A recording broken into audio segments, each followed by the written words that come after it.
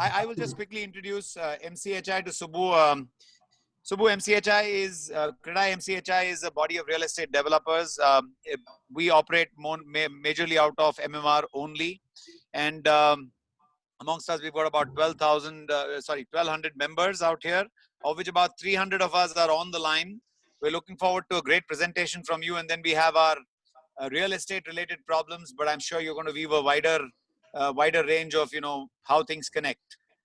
And I'll hand it over to you, Naveen, just to introduce Subbu to our members. Good afternoon, everyone. So let me introduce Subbu. Subbu is a senior partner and director with the world's largest consulting firm, McKinsey, and he leads their global work in real estate domain. Subbu is also the capital projects and infrastructure practice leader for India. Subbu works with many developers on large real estate projects in India, China, Saudi, UAE, Qatar, and many emerging markets. He has also helped many clients significantly to reduce cost and compress timelines across multi-million dollar projects. He has also helped investors develop investment strategies for real estate and infrastructure projects, including roads, ports, airports, metros, etc. He supports some of Asia's leading engineering and construction firm on strategy, project management, and execution. This is a little bit of what Subbu does. I personally know him very well, and he's one of the few people who I think understands the real estate more than a consultant and understands our problem much more deeper than general consultants do.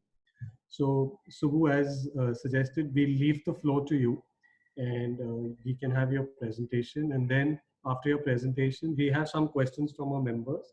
If there are more questions which come out, people are requested to put on the chat, and we'll take those questions as much as possible. Over to you, Subbu. Thank you, Naveen. Thank you, Bowman, and thank you all of you for inviting me. It's always a pleasure to deal with fellow real estate colleagues. So thank you again.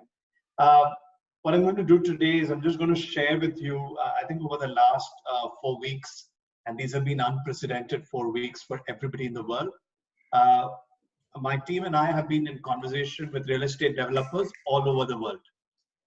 Everything from China, where you could say that the recovery has started, to Europe, to North America, to the Middle East, and to India. And what I'm going to share with you is what we're hearing from other people. And I'm deliberately going to take a bit of a global view, not just a Mumbai or an India view, because hopefully it'll give you a few ideas on the way forward.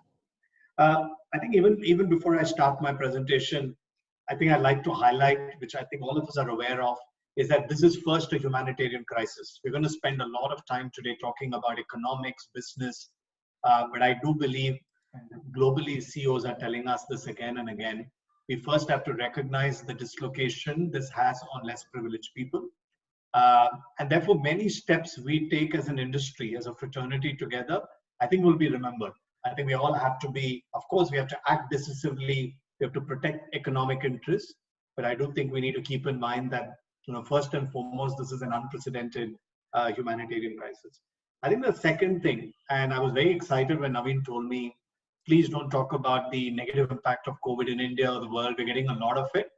I was very excited because I think in the last few weeks, we've seen a very dramatic shift on people saying, let me plan ahead. I think most people have underestimated what it's going to take once the lockdown ends. I think till a complete cure is found to the current pandemic, life is not going to be, and maybe you can say 6 months, 12 months, 18 months, there's going to be a very dramatic shift in the way business works. And very few people have thought about that. Most of the companies we've been dealing with till I would say even 2 weeks ago, they were dealing with all the basics, safety of the employees, cash flow management, supply chain dislocation, and those are the basics. I think everybody is doing that. There are a bunch of people who are crystal gazing and now thinking about the world 2 years from now, will work from home become the new normal? I think what's missing is what we call, our companies are now creating the planning ahead teams. These are the teams which are saying in the next 6 months, in the next 9 months, what's going to change and am I ready for?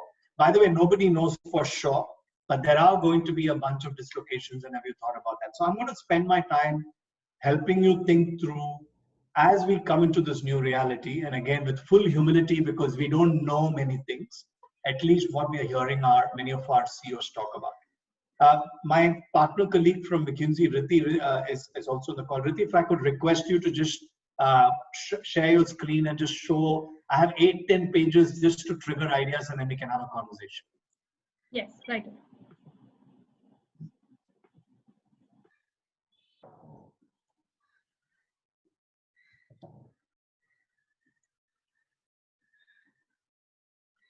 Okay, if you could go to the next page. Yes. Riti, to the next page, yeah. And again, I think you've seen enough of these numbers. I'm going to jump into real estate. I think the first one is, again, well known, but I've deliberately taken a US example. If you look at what's happened since February on real estate stocks, and I'm taking a US example, anybody who has to do with tech real estate, and this is primarily in the US, there are lots of these data center real estate players. Even cell tower infrastructure is a part of some of the real estate funds. They have done, I would say, better than the market. Interestingly, apartments, which is a resi segment, has fallen, but has fallen less than the rest of the index. What has fallen the most, which is well expected, is hospitality, healthcare, everything to do with retail, student housing. So a bunch. There's been a wide variety of I would say impact on stock market. It's been, I would say, uniformly tough, but there's been a very varying degree of impact on stocks. And I'll come back on why. I understand most of you are going to be interested in the residential segment. I get that, so we will cover that. Yeah. If you go to the next page, Riti. So what are real estate CEOs telling us? And by the way, there's a lot of noise, there's a lot of panic, but I'll go one by one. Developers, which is people who are in the sale business, they have two main challenges. One is delayed construction schedules. This is a whole bunch of problems because payments are linked to construction. They all have sales issues, but the general consensus in most of the places is sales will come back. And I'll again explain to you why people are saying this, but again, you may have a different view. This also doesn't mean this applies to India. But people are, I think the two topmost concerns for developers is delay construction and financing challenges with all the liquidity crisis and everything. If you look at the rental companies, whether they are office developers or mall developers, first one is a drop in rental income. Across the board, by the way, I think retail companies have stopped paying rent. Most of them have either asked for 3-month rent waivers or are fundamentally saying we'll only pay based on a percentage of sales, which is practically very low. And many office clients have started raising force majeure and all kinds of issues on asking for at least few months of rent waiver. The second problem, of course, is that many of the rental clients are going to go broke, and therefore what's the exposure? There's been a significant increase in operating costs. All the deep cleaning and the safety is resulting in a CAM increase, which again, don't know who's going to pay. And finally, you have a bunch of legal challenges. You have massive disputes coming in many areas. Investors and owners, which is more for funds, of course, have huge impairments to take. They have also legal issues. Many deals, when you saw the SoftBank WeWork deal, people are now going back on committed investments. And of course, what will happen to future fundraising is yet to be seen, whether this is an asset class that will continue to get LP demand. And property managers, which is more service providers like a JLL or a CBRE, are again seeing a whole bunch of operational issues. But I've kind of summarized for you, if I had to take all our CEO conversations on what's the big impact on real estate, this is what they're telling us. To the next page. There's also a bunch of debate happening on the long term. I'm not a big believer of saying we can predict what the long term is, but I at least wanted to share with you what are some of the boardroom conversations that are happening, or real estate owners, what are they talking about? One is a fundamental question of densification, which is, this whole social distancing, open areas is raising a bunch of questions in people's mind for future projects, saying, should we really pack everything the way we used to do? You know how projects are designed in many parts of the world with FAR and FSI as a primary. There's this question on this level of density, good or bad, right? And will it affect people's buying behavior? And this is particularly true for sites which are very tight, Second one is remote working. All of you know this, many of us have discovered it's not as inefficient to work remotely. What implication does this have on office space? E-commerce, I think more people have got used to e-commerce. I think my father now knows how to buy from Big Basket.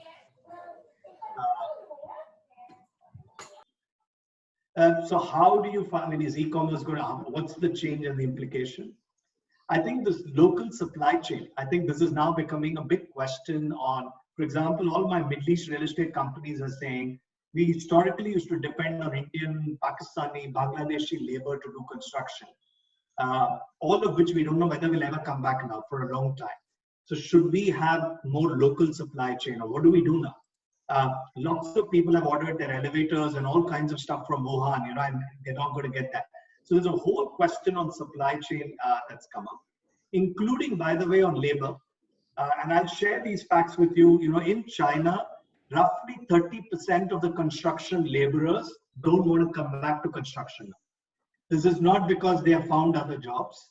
I think the ordeal they've been through in the last few months, they've decided that we don't want to be locked in a construction camp with no income, away from our families. There is a structural worry on whether construction industry, which already had a scarcity of skilled labor, whether it will basically be now and get one more blow. So that's these are questions that people are debating. If you go to the next page, Ruthie.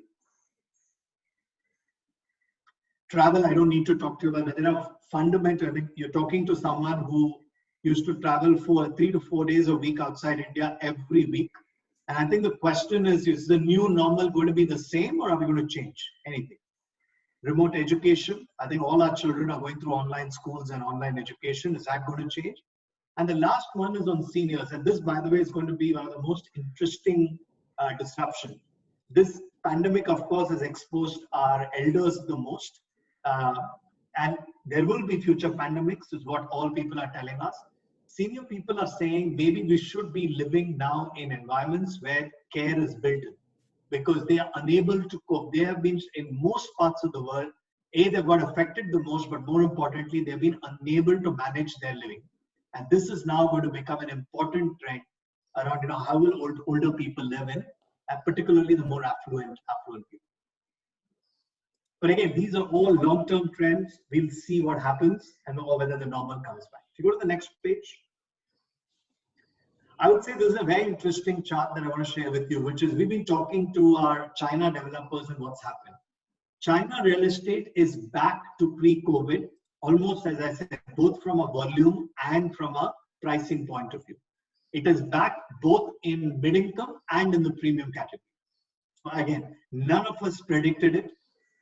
Nobody, again, we're all still analyzing. Some people ask me, can we trust the Chinese data? I don't know. But I'm just telling you, as we talk to developers, as we look at data, China residential real estate seems to be back. There is this whole notion of revenge demand. You kind of locked up everybody. Now people, by the way, in many categories, including luxury retail, there are now long queues outside an LVMH and a Chanel stores. There's a whole, people are kind of coming back in a big way. Let's see whether it lasts. And what people are telling us is one of the reasons is that the stock markets are doing so badly that people are now recalibrating what part of their investment should go into property versus equity. But there is a trend. And again, to me, what's interesting is not whether this will come back in India. None of my clients in China were ready for the rebound. All of them thought we at least have 6 to 9 months before something like this would happen. And by the way, there are lots of strange problems that come when you have a rebound like this. You're not ready with your staff. You're not able to deal with you lose a lot of customers. Whoever is more ready gains more shares suddenly. So again, that's one interesting factoid. I'm not claiming this will happen in India. If you go to the next page. Let's talk a little bit about India. In India, by the way, real estate stocks have been fallen more than the overall index. I think, and again, I think there's a bit of a misnomer. Globally, people don't believe that the real estate industry has to be one of the worst hit. People do believe that retail or hospitality should get more hit. Residential real estate and office real estate. Globally, people don't believe that we should be in the bucket of worst hit. People think we should be as hit as the overall stock market. But let's go to the next page. We ran a very quick survey. Again, this isn't anything surprising, 500 people, to just get a bit of a customer pulse. I think lots of people haven't really, touched wood, haven't in India, not yet got personally affected. There's some concerns on jobs, but there's no question that the purchases will get delayed and people will think carefully about keeping more cash. And this will be on people's mind. I'm sure it's on your and my mind. It'll be on people's minds. Go to the next page. This is actually the bigger problem for India. In fact, if all of you need to, if there's one thing you should all get together and figure out how to work with the government, is to solve the financial services sector. I don't need to tell you, you already had a problem with financing even before COVID. Most of the banks we know in India, as I said, I've heard stories now about promoters calling the chairman of banks for 20 crore loan disbursals, which in normal circumstances should have happened very quickly. Right? We had that pre-COVID. Now, post-COVID, you're going to see the stress further deteriorate, which is, the reality is NBFCs are going to go broke. Banks are going to be even more careful. Fortunately, there's no trend of mortgages going bad yet anywhere in the world. Not yet happened. But we'll have to see whether people basically stop paying for their mortgages, right? So you have to, if there's one area of, I would say, of government support that you need to think hard about, it is about the financial services sector. And I'll cover that towards the end. But that's in India, the bigger risk. Yes, there is a construction risk, but we'll talk to you about what you could do about that. Yes, there is some operational issues, but this I would say is the biggest thing that we need to worry about. If you go to the next page. So what could you do? What could you do to get ready? I think before we get into the broader ideas, one is be ready for the comeback, right?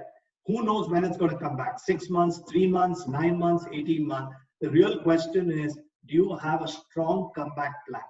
By the way, the same set of people who are managing day-to-day trucking and supply chain and labor cannot be your comeback plan because they don't have a clarity of thought. Carve out a bunch of people who are consciously thinking about what will happen once these circumstances change, because you need a lot of clarity of thought, you need lots of scenario planning, and you need to be ready for that. So all of you think through a comeback plan. To me, in equally so, be ready for a demand uptick whenever it comes, right? Use the time. Many of my clients globally are saying, let me make improvement in my parking efficiency. Let me make improvements in my cost position. Maybe I now go with digital marketing. Use the time to better and be ready, because the bet people are making in many markets, and we'll see whether it happens or not. What you couldn't sell in March, April, you could maybe sell in October or December. The key question is, are you ready? Are you fully ready, and are you making good use of the time? So that's the first one, a comeback plan, and be ready for the demand. Second,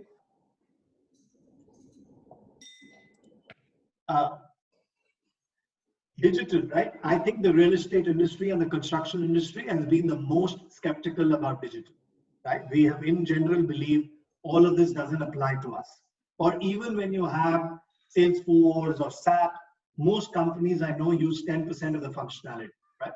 This is your time to make a digital transformation. I'm not saying people will buy homes online. We keep hearing all this stuff. I'm not saying all of that. The real question is, can you take 30, 40% of your company and ensure that you're tapping the full potential of technology?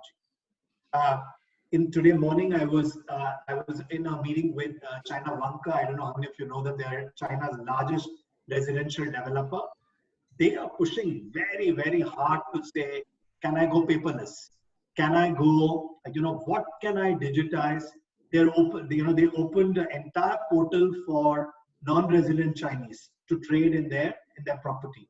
The entire payment system is now digitized. Large part of the CRM process is now digitized. Property man. So are you being, are you using project execution, by the way? Today, it's very common for people to get a full view on where am I on construction progress, on cost and time. You don't need to ask for any MIS, right? There are ways today where you can get that. Can you fundamentally make your company as digital? The answer may be 20% more, 40% more, I don't know, but can you push that? And the third idea is around constructability. I think you have to now start thinking, we have historically been of the view that the way construction will happen is that you will either call a big contractor or a small contractor and you use labor. And we constantly keep measuring how many laborers are there at site. And by the way, this is not a construction problem. This is a design problem. I think many of us have to introspect around what kind of buildings are you doing? How much of the low labor can you build into it? How much of constructability and low labor can you build into it? I'm not suggesting, many of you have heard of, whatever factories that can manufacture buildings. Yeah, sure. All of that I think is very exciting. But there is still a way, if well designed, there's still a way to reduce the need for labor by 30-40%. And can you think through and by the way, it will happen if you design buildings differently and if you force your supply chain, your designers and your contractors to think differently. I think the days are, again, maybe labor will come back. We're a poor country, lots of people need jobs. But can you please make sure that you're designing for less labor in the way you think about it? By the way, if again, given that we're going to have, the reality is that the construction momentum in India will pick up post the rainy season. That's in Bombay, post the rainy season. That's a reality. Use the time between now and then to say, can you make up for lost productivity? It is possible. I always put one of my favorite examples is one of the projects I was working on for a client in the Middle East. We'd invited bids. And we've got quotes from all kind of contractors globally, including from a large Indian contractor. Many of the Western contractors had proposed 115 people at site. The Indian contractor had proposed 2,500 people at site. But that's the way we look at construction. Through a lot of people, lots of people. I think this may be the time to start thinking. You can't do it easily midway, but you could definitely think about your design. That's add one final slide for you, and then I'm going to shut up after that. Which is, you do need the government to help. Again, I know all of you are going to work with the government. The left to me is the most important one, which is, I don't know how many of you remember 2008, but I remember those days when Mr. Bhatt at SBI had kind of launched this loan teaser schemes. If the government can make mortgages for end users more attractive, it is going to solve a lot of problems, not just for the real estate industry, for the economy. I think we anyway have for a long period of time have had a plan to trigger housing for end users, no speculators, real owners. Our interest rates in India are still very high for mortgages. If there's one way you can make it attractive and create demand on housing, it will solve your problem, the construction industry issue, cement, steel. This will be one of the most positive interventions. I think there's this time. I'm sure there are other ideas that you have. You will also need a lot of operational support, and you'll come back with this, which is how a construction site's going to run. How much we already, and we help one of the large contractors in India with this. A typical construction site loses 20-30 minutes in the beginning for people to enter the site, and we are figuring out what to do. Can you imagine what's going to happen with checking and washing and all kinds of stuff, right? Again, on property management, there is going to be labor camps the way we have today are nightmares for this situation.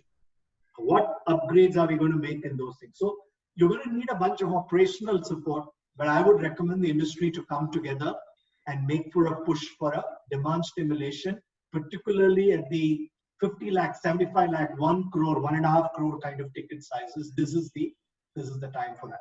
That's all I had. My purpose was more to stimulate a conversation. I'd love to take questions and comments and ideas from. Thanks, Subbu. So, I'm seeing the chat box. One of the questions which everybody is asking is whether you can have the copy of the presentation. We will send you a PDF. If we have to qualify a few things, we'll do that. We could do that. Okay, thank you. Thanks.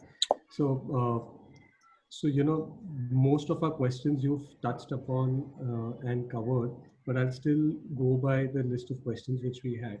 So, as you rightly said, that we are hearing this event is like once in a lifetime sort of a thing, and as you rightly said, people are talking about things will be very different post-COVID.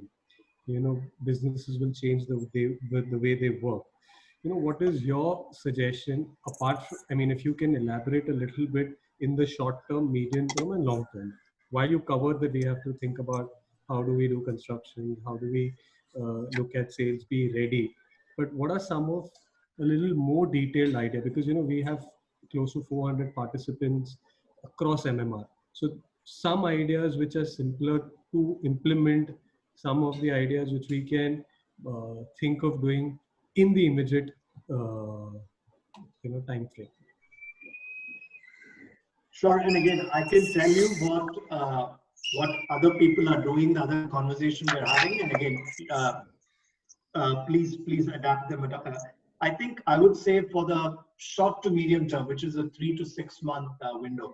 I was in one of the boards, global boards yesterday, where somebody who's in the army was telling us that this is the kind of time when you need army kind of planning, right? And the army kind of planning, people don't think about 3 years later what will happen. They have to think about what will happen in the next few days, in the next few weeks, and maybe the next few months, right?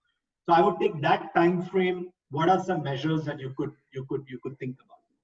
I think lots of people have asked me, should we have layoffs or should we take pay cuts? Right? For a series of reasons, including humanitarian, I would say this is not the right time for layoffs, right? There may be. I would say don't lose muscle, right? You could lose fat, that's fine, but don't lose muscle, because all crises have shown that, and again, we hope this is one of those, demand will come back in 12 to 18 months, right? To keep yourself, use this both from a social responsibility, but also from a longer term perspective. Don't lose capability. Find ways of tiding over the next 20, 24 months from your HR policies. So that's, I would say, that's number one. I think number two, sorry, go ahead. No, sorry, go ahead. The second one is around, and all of us have been, and you guys are more experienced than me in real estate, which is there are many things that, we don't do when there's too much demand, because, you're ready to launch and ready to sell. But when times like these, use the time appropriately to put in place the right building blocks. So, one of the interesting engagements that we are doing for a property client now is we are building product libraries. Right? And actually, if you think about it, it's a very strange time to do that. But what we're doing with this property company is we're taking the last 2 decades of their experience. We're looking back at what were the right things that we should replicate going forward and what are the things we shouldn't. And I don't mean very high-level strategic stuff, corridor rents, which vendors really delivered, what can be standardized. You will never do that when there's too much demand. I can assure you, you will, you have other problems. But they're creating product libraries which says, this is the intelligence of this company that I want to replicate going forward. So I would say use the time to fundamentally prepare for a more robust kind of performance as you go ahead. I talked about digital. I think I know most of you are very skeptical probably about digital, but the reality is that people are, even in the real estate industry, people are increasingly transacting a lot digital. Yeah? So think hard about whatever worked for you in the last 4 weeks. What can you make it? Which part of it can you make normal? Right? For example, some of my property clients have said, with their architects, particularly when they work a lot with international architects, they have now they have decided that they're going to have less travel and they're going to have a lot more of the design reviews and those conversations remotely, right? It saves, and it's not just about travel and money. It does fundamentally save is equally effective. Why not actually go down that path? So I would say, think a lot about these kinds of tactical steps that you can bring in. Again, one more idea, which again I loved a lot that one of my property clients have done is they've now created a procurement website for their company. So anything that anybody procures, it shows you the preferred vendor and the lowest rate that they have achieved. Just as a way of ensuring that you can, and these are for small things, safety, safety gear, shoes, small things. You will say it'll only save a few lakhs, but why not? But I would say use the time to become more intelligent when things are back. Thanks. The other question, which is, as you know, a lot of developers have residential projects. So, before this COVID issue, any which way sales were a challenge. We were all doing our bit to ensure that, sales are happening, we are achieving our targets. Now, there is a dilemma which we are facing. People who booked in the last 3 months and, they haven't paid much. They've paid maybe the live first installment and have not registered. Plus, we had a lot of people who were sitting on the fence who wanted to buy but did not buy, and the decision was pending. How about your suggestion, maybe from China? How do we make sure that what was booked is retained, and what people were keen to book, how do we get them to book? I mean, that's the biggest sort of dilemma we all are thinking. And what is your suggestion on that? Again, it's a great question. It's a very, very uncertain environment, but I can only share with you anecdotes of what's happening elsewhere.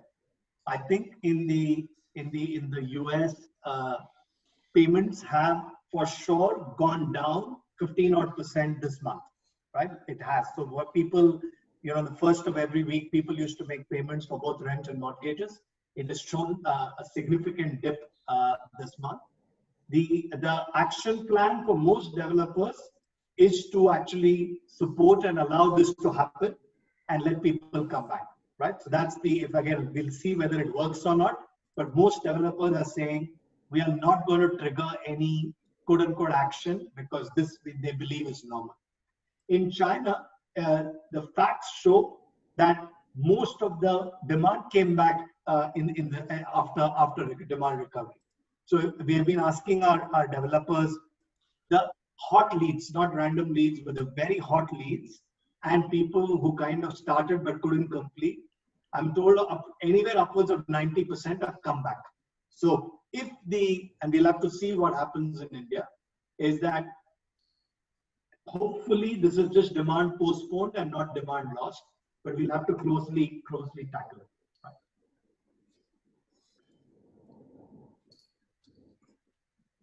So, I'm just going through the questions that I've... there is one question, Subbu, on the pricing impact. What do you see will be the pricing impact? Will it be more in the affordable segment or will it be more in the premium segment? Just some kind of views around this and keeping it more relevant to Mumbai and the MMR region. Sure. Yeah. The reality is, and we had a very large multinational, call me the other day and say we were about to do a lease deal in Bangalore. We still won the space, so we're still going to do it.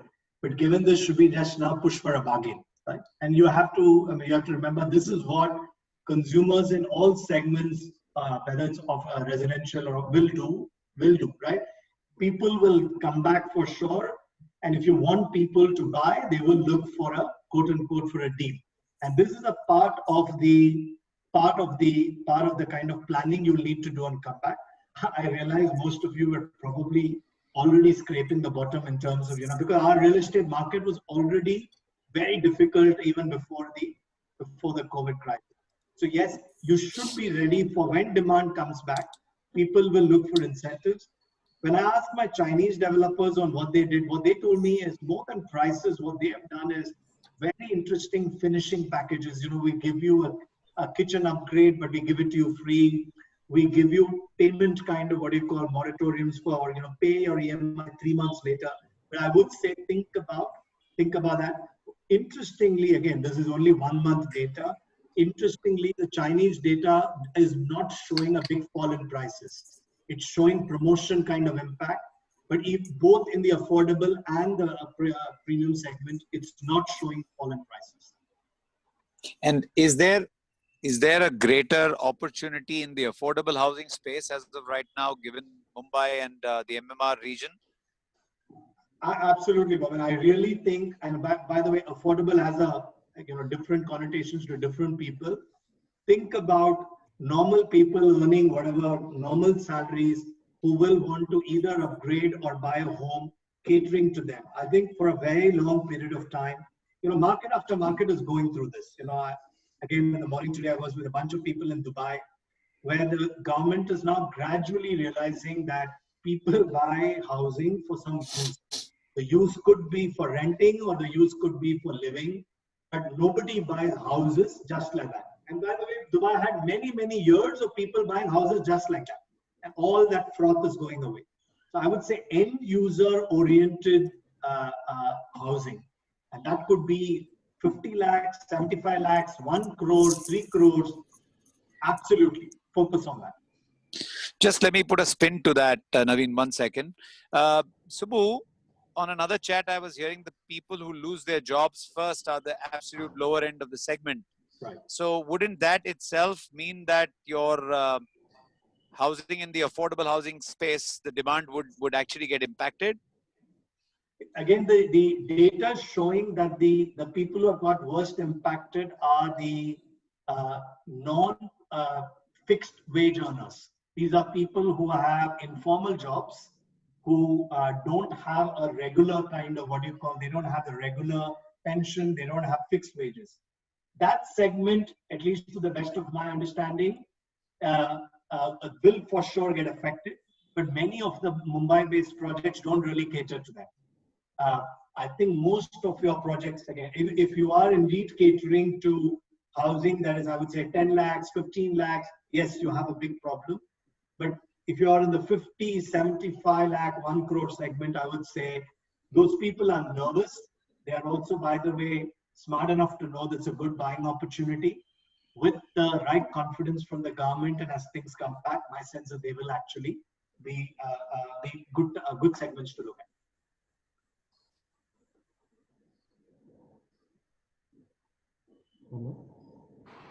Go, Naveen. Yeah. So, one of the other questions is how do you see this impacting the co-living and the co-working in the medium and the long run?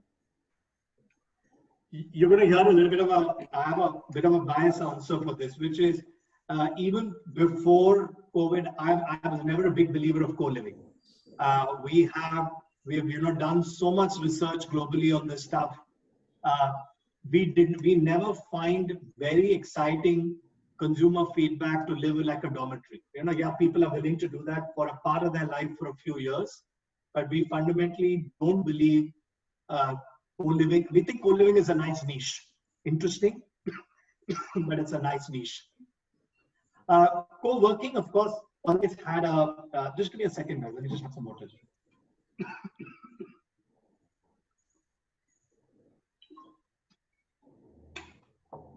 Co-working, yes. I think co-working was always, I think, had a strong consumer backing.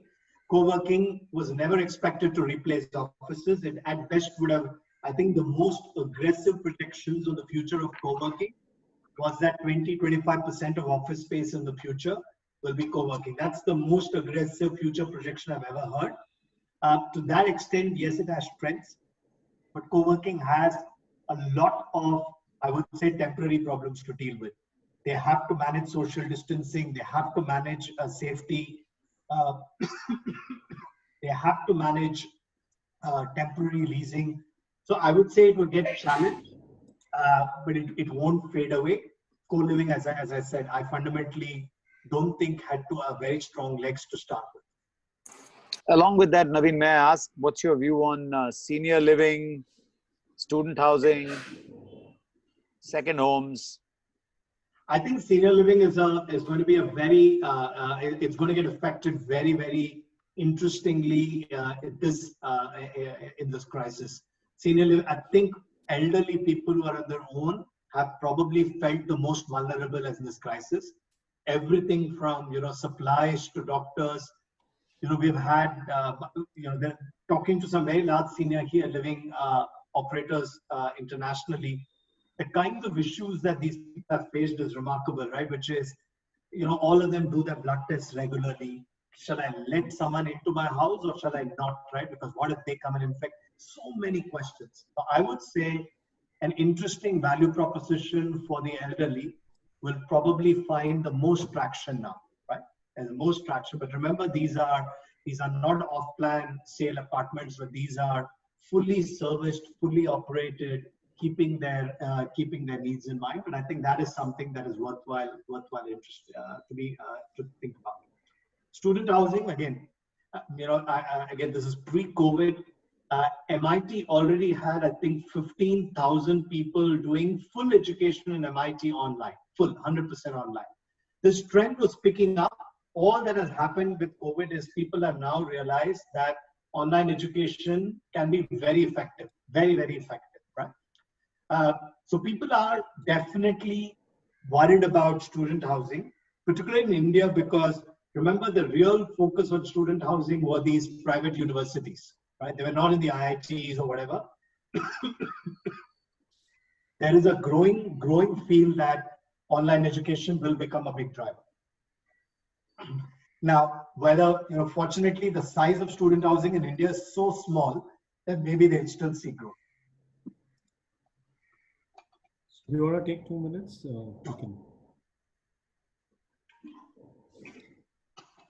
Please go ahead. Maman, you have or go ahead? No, Naveen, go on. I have a few questions. Yeah. One. Okay, sorry. Maman, go ahead. Okay, so we talk about government intervention, right? In the financial side. Two questions. One is, do they consider, given their present position, that the real estate sector will get? I mean, do you think that we will get priority? And second is, what kind of SOPs it is that we can ask for and probably get, according to you? What are the three most strongest push that we should have? So, we're going to have the government, of course, has an unenviable task now at their hand. I'm told that the US stimulus is already reached 25% of US GDP, right? Unprecedented, right? Unprecedented at this one. So to me, our government now has, and by the way, these are not easy decisions for any government to take. But yes, we do need to, and many of us, all of you, I'm sure, in different forms and shapes, are talking to the government on what they need to do. I think what we need to explain to the government as an industry, and you all have to be, is that the extra dollar put in the real estate industry has one of the best multipliers in the economy. This is not about you being selfish about your industry. This is what triggers construction, will trigger building materials, will labor. So think hard about, again, we have to, again, how you guys are going to, I mean, we're also kind of writing concept papers, but you need to bring this on. What is the impact on providing high quality accommodation to the large urbanizing population in cities like Mumbai? We need to bring schemes. We need to kind of pitch to the government. The government today is quite lost. I mean, to be fair, because they have a health crisis to deal with. That's the first priority. It's very clear that the oil dividend that we have will go away. It's a matter of time before the OPEC kind of gets together and manages their supply cuts more and more. They will have an unprecedented fiscal deficit to deal with, and they will have negative GDP growth in all probability, right? So you put all this together, this is a very, very difficult environment for them. But yes, they have to, this is an industry which will truly benefit. And again, I'm not taking any of your selfish interest in mind. This will truly benefit kickstarting demand, and it's important. Go for it, Naveen. One of the other questions which I just read was, what do you see about private equity guys and sovereign wealth funds from Europe, US, Southeast Asia, Japan? Would they be looking at coming, or they will find, avenues and opportunities within their country? Would that flow continue to come to India? And number two, what is your view of the rupee depreciation? Combining two questions. Sure. I think the investors, I mean, and you guys should know this, there is a record number of due diligences going on in the industry globally. Absolutely. Including, by the way, outside and proactive diligences. Where people are saying, nobody has told me anything, but let me see if this is a good time. So I would say there are lots of people who are looking at this saying, is this an opportunity to make an investment? But at the same time, return expectations are completely out of whack because they are now looking for the once in a lifetime distress opportunities rather than rich valuations. And so to me, I would say for most of you, this is not really a relevant time because they are looking for that. Again, I heard the other person say, should we look at 40% return expectations? So people are truly in crazy territory. There will be a few such transactions. It will happen for people who have to. Right? So yes, there will be capital, but I think the capital will truly chase the I would say people who are wall is completely the back is completely to the wall. And what about rupee depreciation? Rupee depreciation is, listen, if you again just economic theory, and we'll have to see whether it plays out. The rupee needs to depreciate, right, for a series of reasons, which is if you believe the crude dividend will go away, and given just where we are in our fiscal position versus where others are, the rupee has to depreciate. Should it be at the 75, 77, that range? Sure. Is there a case for it to get much worse? No. But again, I think there are lots of views going around in the economy, but yeah, the rupee should the 70s level shouldn't come back. If you take economic theory, we should be in the 74, 75 range to take economic theory. And is this going to be beneficial for real estate as such? You are going to be less affected, I would say, by this compared to many other industries which are a lot more import dependent, because your supply chains had already become quite local over a period of time. What it could do is and this is one area I would urge all of you to be ready for, is NRI demand. Yeah, I think you're going to face an interesting, again, I'm not saying people are going to buy property in Bombay like crazy, but I would spend a lot of time thinking about growing the NRI investments in real estate in Mumbai, which will not come from just selling them brochures. It will come from creating value propositions that will help them navigate legal stuff, tax stuff, leasing the property, selling the property, to think hard about that as an opportunity. The other question is on commercial real estate. Do you see MNCs slowing down their decisions?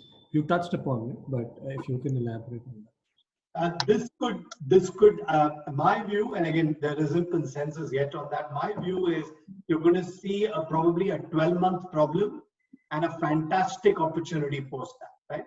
The 12-month problem is just that everybody's going to freeze these decisions, right? I mean, you have many, if you're a tech company today, or let's say a large US multinational, you have people in 120 countries, you have COVID deaths among employees, you have lots to deal with. So you will see slowdown.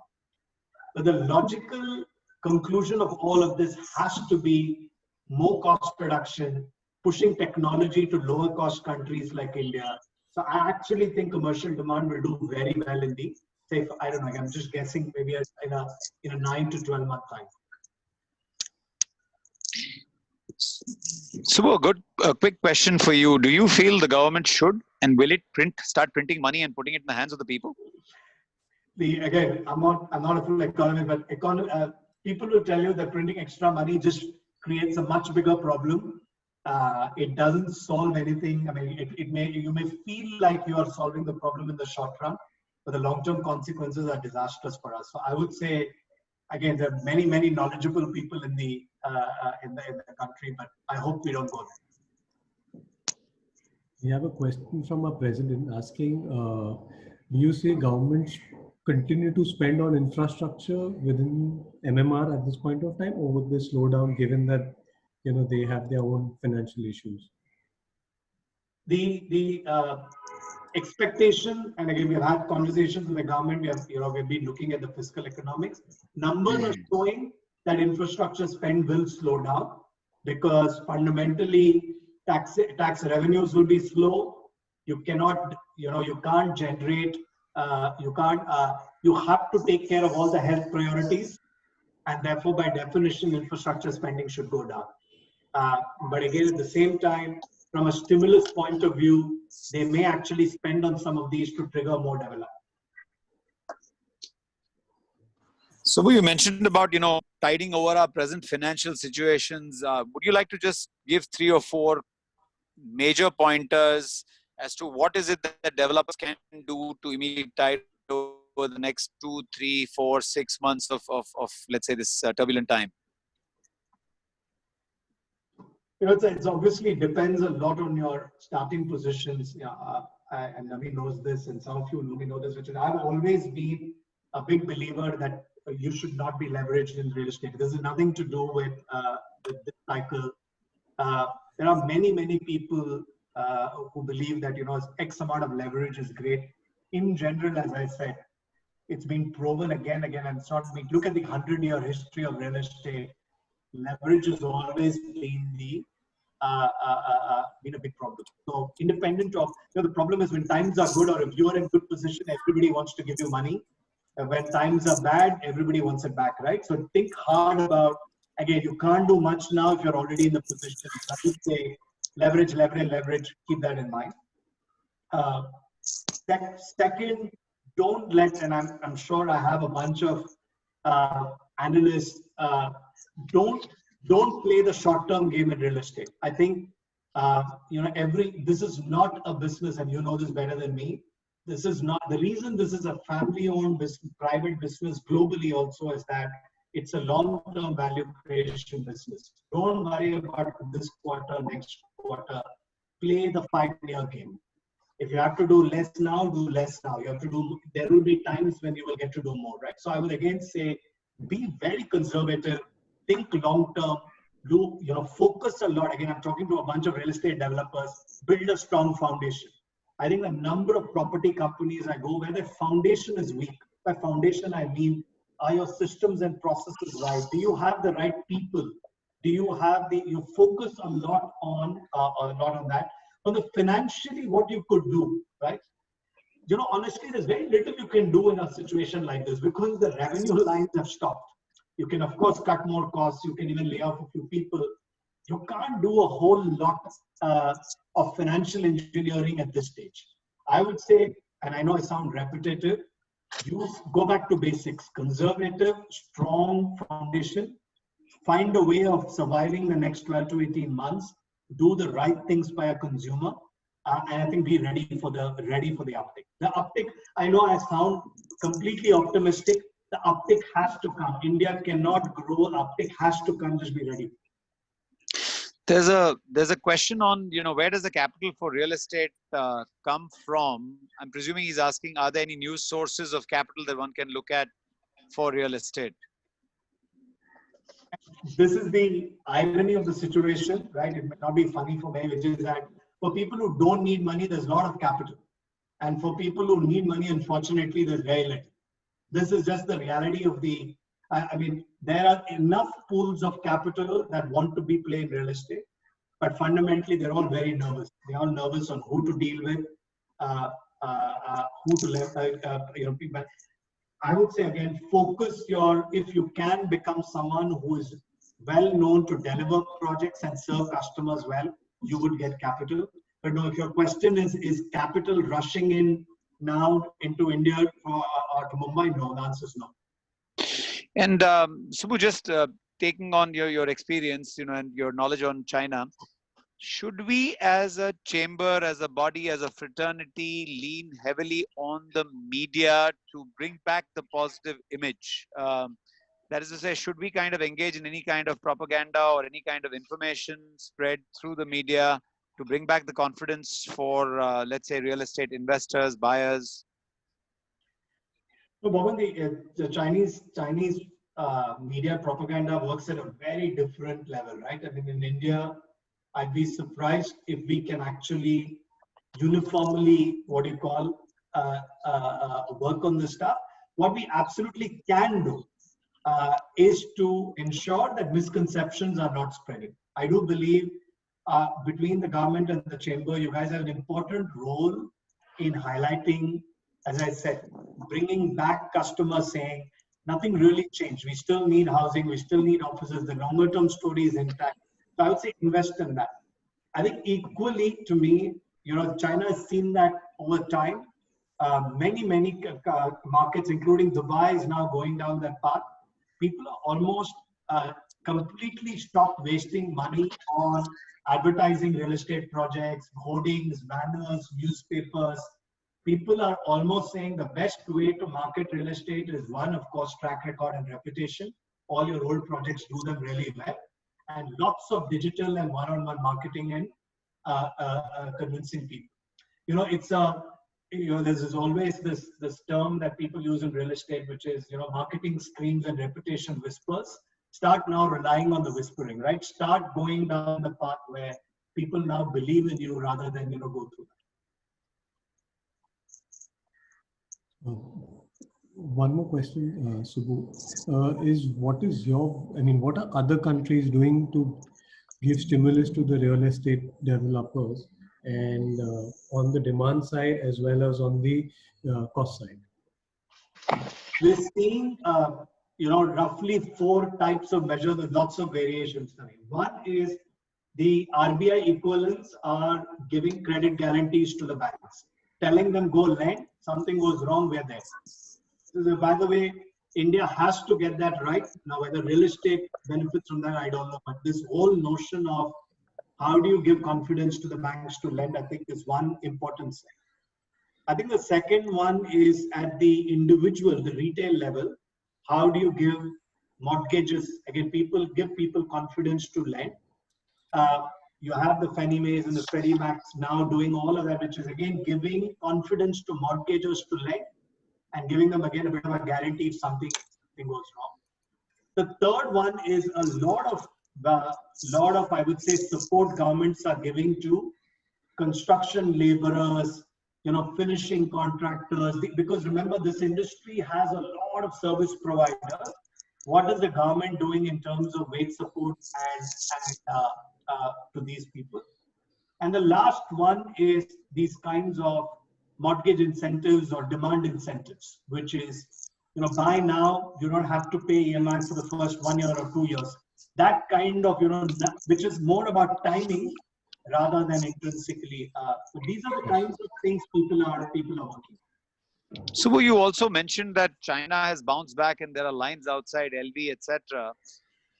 Could I take this as a sign of people realizing just having money is of no use? It's better to kind of have material, and in that would residential real estate or commercial real estate as an asset make more sense to people? Absolutely. I mean, again, listen, China data is again few weeks old.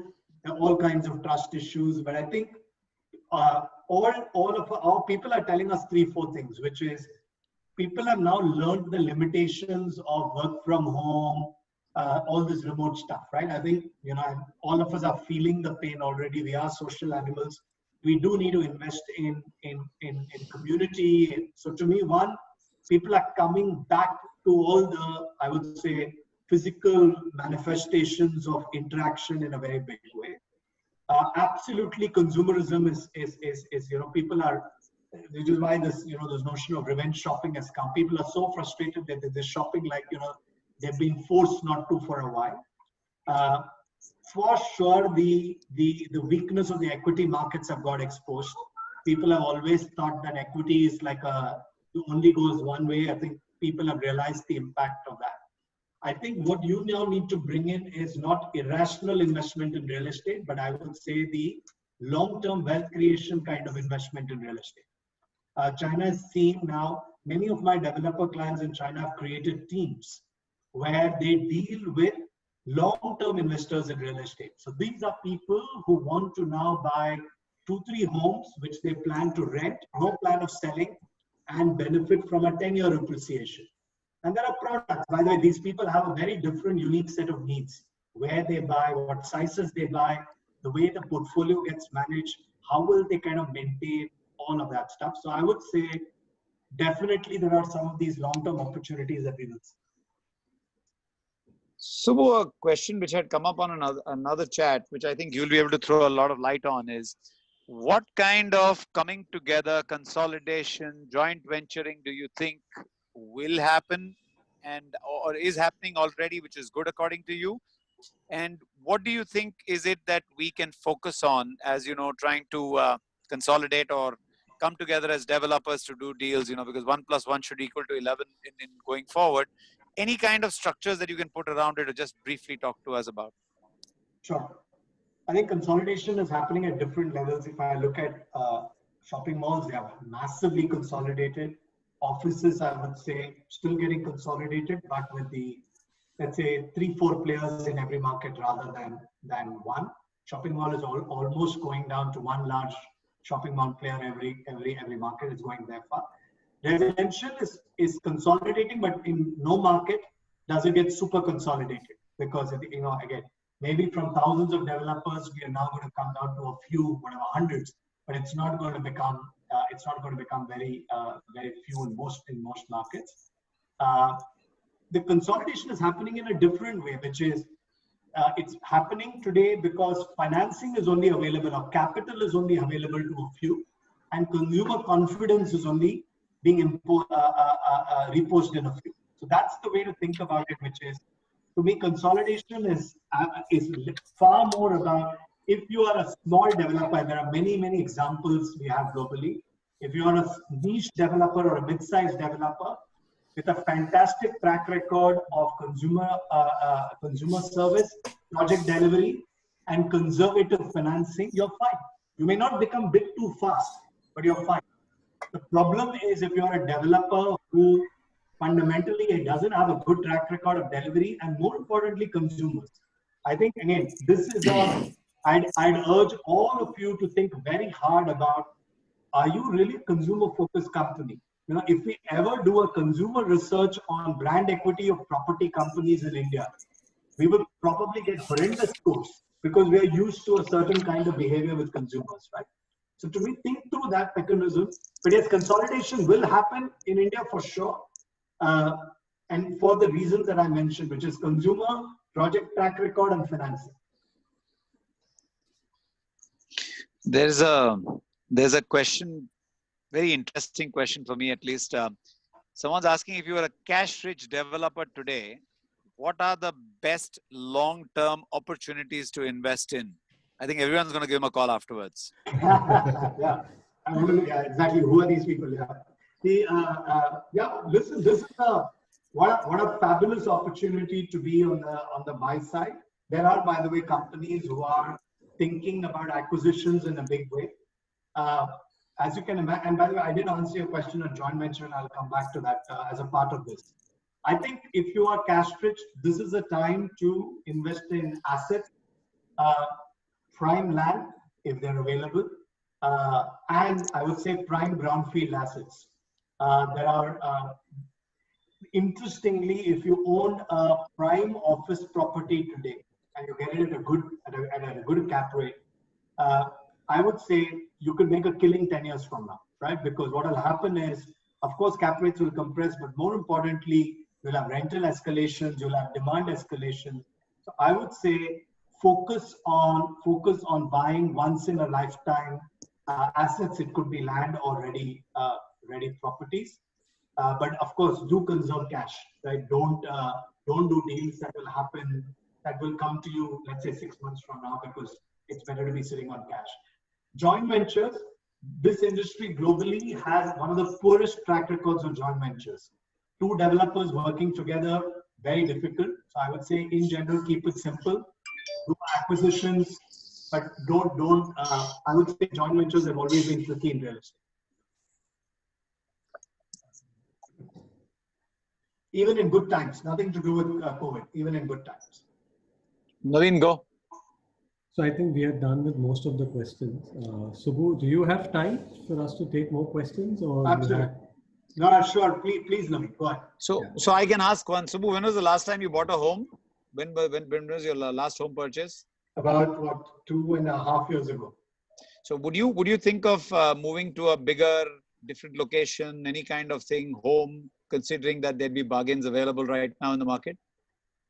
And again, I kind of go back to that, and I would like to believe I'm in I would say the top 5% of the market when it comes to buying homes. It was so difficult to go through that process, right? And buying getting the possession, hundreds of snagging issues. I would at least hope for the next 10 years I don't have to go through that process, right? And to me, this is the, and again, I would say I'm a reasonably sophisticated buyer. And by the way, not I'm far less picky than many other people. I think what we have to realize that, again, in Bombay for sure, but in India more broadly, we make it so difficult for consumers. It's so difficult. Subbu, there's a question. We are representing the government, and it's like a twin-edged knife, right? We're representing the government. We have to say, listen, our clothes are torn, we're bleeding, but this could have an impact on our markets as our purchasers could look at this as an opportunity or as a fear. Do you still feel we should push for? Is this the right time to push the government and push them really hard and ask them to kind of just give us everything that we ever wanted? Do we go aggressive and say we are dead, or otherwise? That is the question. Yeah. And again, this is just, you all have a lot more interaction dealing with the government.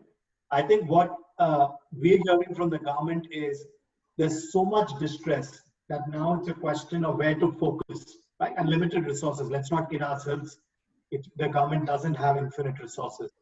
What I think the government now needs is selfless views on how to kind of kickstart the economy. Yeah? I would recommend, and by the way, you guys have the privileged position of being one of those levers, right? I'm not saying this because I'm talking to you. Any economy, if you take 5 people who have nothing to do with the real estate industry, are deep in economics and where to give advice, you should push on end-use affordable housing as the largest stimulus to kickstart the economy. Right? It has one of the best after healthcare and taking care of the less privileged, but this has the highest multiplier. I would say concentrate. This is not about you guys, just about, of course, you should represent the needs of this. India cannot achieve its goals if it doesn't trigger this urbanization move driven by you guys. No, I think the question was more to ask whether we should actually paint our picture the way it is right now, that is absolutely desperate and needy, and keep that as a go, because the flip side of it will be that, the markets will look at us negatively. I think it's a question to understand the fine sensibility of doing something like this. The customers are obviously very savvy. They already probably know all of this. There's so much information, but I would say, I wouldn't worry about the customer thing at this stage. I would say an honest dialogue with the government is probably advisable. Great. And there's this question, China is taking over the world. Beijing has not been very good with its diplomacy. Do you think we have an opportunity of inviting Chinese developers over and, flooding us with money so that we can tide over our present crisis? Many of you probably have interacted with it. I think it feels like 2 years ago when every Chinese investor and developer was exploring India. They had bought offices, they had sent teams, and they all went back. One, of course, the Chinese government is asking its developers not to go international because they have now learned that comes with a lot of issues. But more importantly, the Chinese realize that they cannot work in India, right? They cannot deal with our government. They cannot deal with our system. So I would say highly unlikely that you're going to get a whole bunch of Chinese investment into India. And what's your take on the REITs going forward? I think listen, we've been supporters of REITs for a long period of time. We're very excited about all the moves that have happened. But the one thing we're going to be very careful is to keep the regulatory regime on the REITs untouched for very long periods of time. I think our government has to be very careful not to change. There were small changes that got made this time, which again were not particularly useful. But I think if there's one thing we should do with the REITs is not change the regulatory regime for very long periods of time. If anything, we should make positive moves because in the long term, the REIT market is very good for the economy. Naveen, I had a question. Can I ask, Naveen? Yes. This is Nayan here. Subbu. Yeah. Subbu Nayan is our president. Yes. Yeah. Thank you, Subbu. I've been listening to you so attentively, and a great presentation by you. Thank you so much. I have one question. How do you frankly see the image of the industry today? And especially after RERA, everything now those past things can never come. There can be no, I don't want to use any companies or whatever, So number one. And how do you see we to improve our image? That's point number two. Because if I want any concession or blessings of the government, that credibility is very important for the industry, So how do you see our image? What should we be doing to improve our credibility and image if you feel it's not proper? And as a trade body, what should we be doing? Should we be really aggressive to discipline our members, or we have a kind of a laissez-faire kind of, So I want your real frank opinion that if you were the president of CREDA MCHI for the next 5 years, you were given a term of 5 years, what would you do? That is an intimidating thought. Listen, you don't need me to tell you, but the image is negative, right? I don't think representations from the industry are,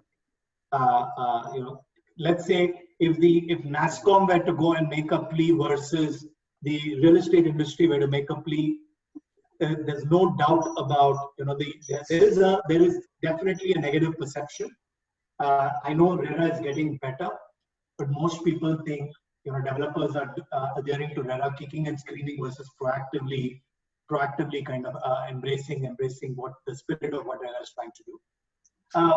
The real estate industry in India is also being considered to be very divisive. It has never been seen as a very united face of the industry, right?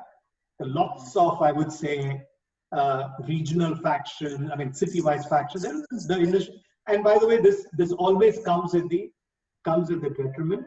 And the last thing is the way the industry behaves in this crisis is also going to have a very big impact on the way the government will treat the industry. And by the way, these are boardroom conversations going on globally, which is there are companies which are basically, of course, they're paying all their contractors, the laborers, and taking care of them. There are companies who are saying whatever we saved on travel, we are actually going to flow it back to CSR. There are lots of people doing many things to, there are companies that are building emergency hospitals, blah, blah, blah, blah, right? So what you do as an industry is going to, I think, make a very, very big difference on the way you're going to get perceived in future in this one. But does this industry, will it benefit from a highly professional, unified kind of stance? Absolutely.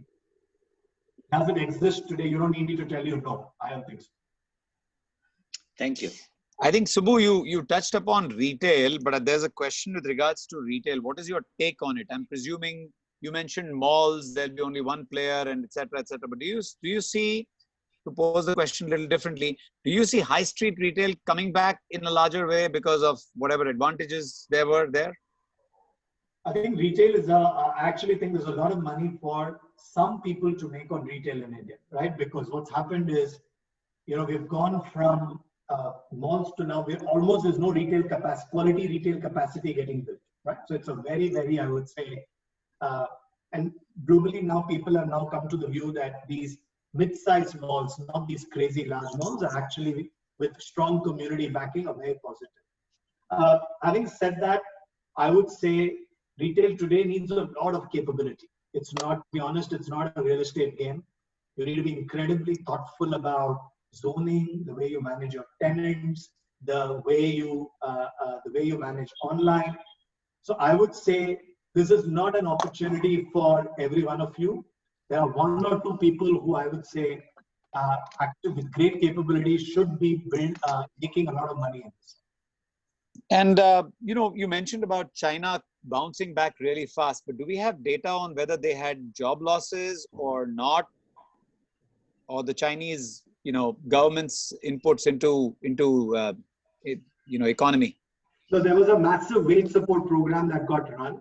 I will check the statistics on, like I know in the US, and we reviewed it in the morning today, from 300,000 people asking for unemployment aid a few weeks ago, the number stands at 10 million people today in the US. So there's been an unprecedented increase in unemployment aid in the US. I don't have the numbers offhand in China. All right, thank you. Thank you, Subbu. Thank you for coming along, giving your time and giving your inputs. And we would love if you can share the presentation, because a lot of members have asked for that. And thank you, everyone. Aman, anything you need to For add? all the members listening in, Subbu, with your permission, we're just going to make a transcript of the points that you've advised us. You please look into whether you can share the presentation. Some of our members might be able to do a lot of justice with it. And once again, thank you very much. You've been very, very candid. We appreciate it. So thank so you all much. of you for having me. Real pleasure. Thank you. Thank you. Thank you. Thank you.